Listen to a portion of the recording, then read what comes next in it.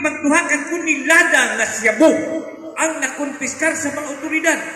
Gikarga ra kini og ambulansya dito ni sa Luzon na hitabo. Baguhay pa lang nakakonfiskate na usab og pila ka milyon nga Cebu ang mga otoridad, no?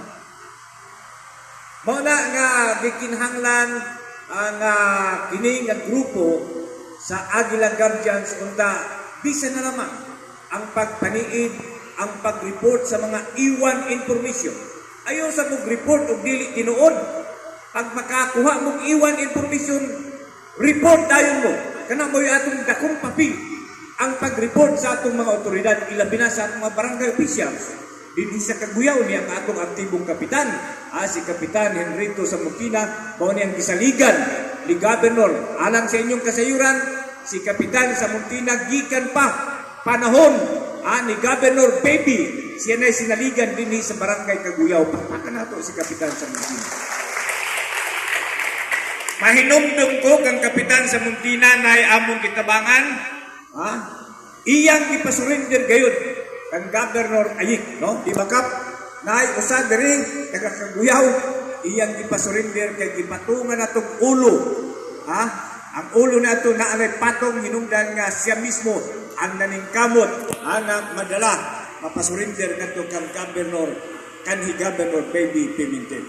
So ing ana siguro ang pinakadako nga obligasyon na ihatag o ihagit kaninyo ni Governor Alexander Ayik Pimentel.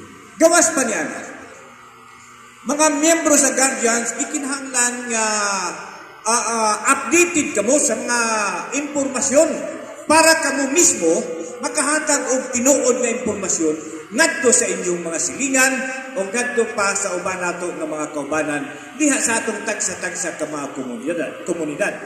Unsa nga impormasyon? Ilabi na kay karong panahon na grabe ang impluwensya sa social media. Social media, grabe karon ang impluwensya. Dili tanan impormasyon sa social media tinuod. Nagkagrabe din sa Surigao del Sur ang mga fake news. Fake news, bantayan ninyo na.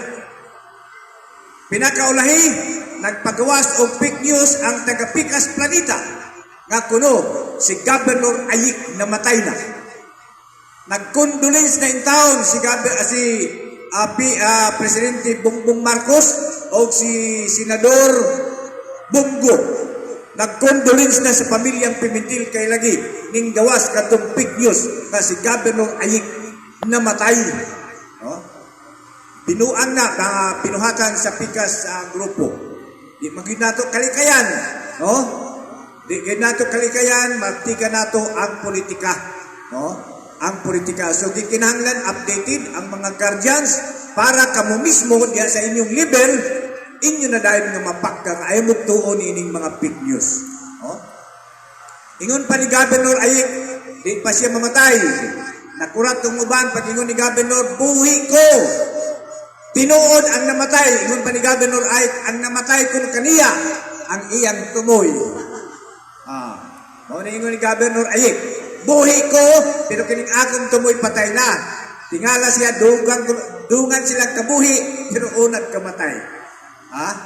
Mao na'y tinuod. So, gikinahanglan updated ang mga miyembro sa sa Guardians, sila pinakining Mindanao, Aguila Guardians. Kana lang siguro, no? Ang ipaniguro ni Governor sa mga kalihukan ninyo, andam siyang mupaluyo o musuporta sa inyong kalihukan. Ika ni Governor Alexander Ayik Pimentel, kalinyong tanan, salamat, may buntag. Ay, kalihot lang, doon ako'y nalimtan. Napamoy kalihukan karong hapon? Wala na. Wala na. Kagahapon pa niya ito. So, para lang madugang-dugang, magpili na lang tag sa ngalan ni Governor Ayik, akong iturn over kang Kapitan Samuntina, natay 2,000 para sa inyong mga kalihukan. Kat?